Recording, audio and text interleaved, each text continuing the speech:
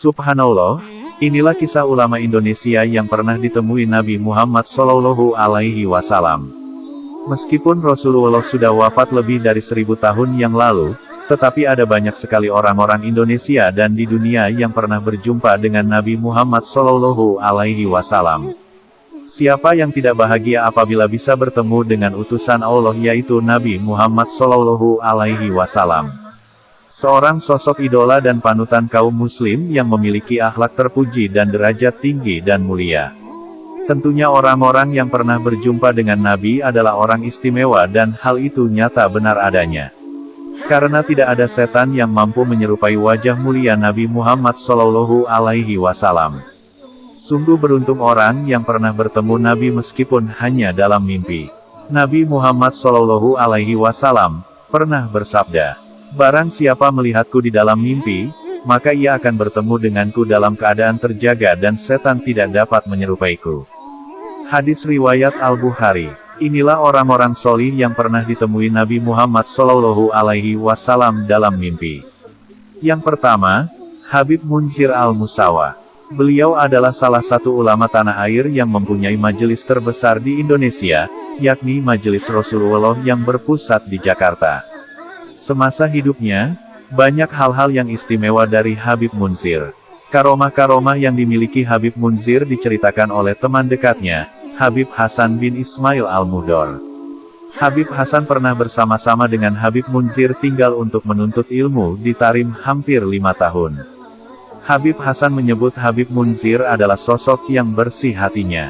Ia sangat mencintai dan takzim kepada gurunya, Habib Umar di Tarim. Hal itu, kata Habib Hasan, yang membuat Habib Munzir mendapatkan keberkahan dari Allah Subhanahu wa Ta'ala. Selain keberkahan ilmu, Habib Hasan juga menyebut bahwa Habib Munzir mendapat keistimewaan dari Allah yakni mudah untuk bertemu Rasulullah Shallallahu Alaihi Wasallam lewat mimpi. Dan yang aneh, boleh percaya atau tidak, dari kita sebagai teman dekatnya percaya, beliau selalu diingatkan oleh Rasulullah Shallallahu Alaihi Wasallam tentang umurnya, katanya. "Wahai Munzir, umur kamu tinggal sekian tahun." Kemudian gak lama mimpi lagi dengan Nabi. "Munzir, umur kamu tinggal sekian tahun," sambung Habib Hasan menceritakan. Habib Munzir selalu diingatkan umurnya oleh Rasulullah Shallallahu Alaihi Wasallam hingga beberapa hari menjelang ajalnya menjemput.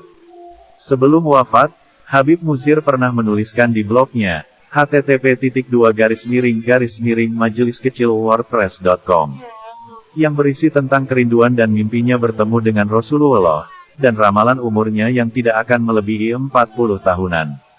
Selain Habib Munzir, masih banyak lagi kisah orang-orang solih Indonesia yang pernah bermimpi bertemu Nabi Muhammad Shallallahu Alaihi Wasallam. Mereka ada yang dari kalangan ulama, wali, bahkan orang-orang biasa yang solih. Tidak hanya orang-orang Indonesia saja, orang luar Indonesia juga ada yang pernah bertemu Nabi dalam mimpi. Salah satunya adalah Imam Syafi'i. Imam Syafi'i merupakan salah satu muslim yang dikaruniai nikmat ini. Dalam Manaqib Al-Imam Asy-Syafi'i, Imam Fahru Razi menuliskan kisah Imam Syafi'i yang mimpi bertemu Nabi Muhammad Shallallahu Alaihi Wasallam. Imam Syafi'i bercerita, dalam tidurnya ia bertemu Rasulullah Shallallahu Alaihi Wasallam. Beliau berkata, "Wahai pemuda, dari golongan mana engkau?" "Saya dari keturunanmu wahai Rasulullah," jawab Imam Syafi'i.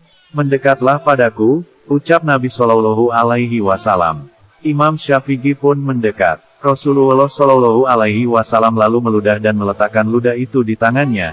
Kemudian beliau memerintahkan Imam Syafi'i untuk memusapkan air liur itu ke lidah, mulut dan bibirnya. Maka Imam Syafi'i pun membuka mulutnya dan mengusapkan air liur Rasulullah Shallallahu Alaihi Wasallam ke lidah, mulut, dan bibirnya. Setelah selesai, Rasul berkata, "Pergilah. Barakallahu fik, semoga Allah memberkahimu." Meskipun hanya bertemu Nabi Muhammad Shallallahu Alaihi Wasallam sebentar saja, mimpi itu terus saja membekas dalam ingatan Imam Syafi'i. Bagaimana mungkin ia bisa lupa doa yang dipanjatkan Rasulullah Shallallahu Alaihi Wasallam untuknya?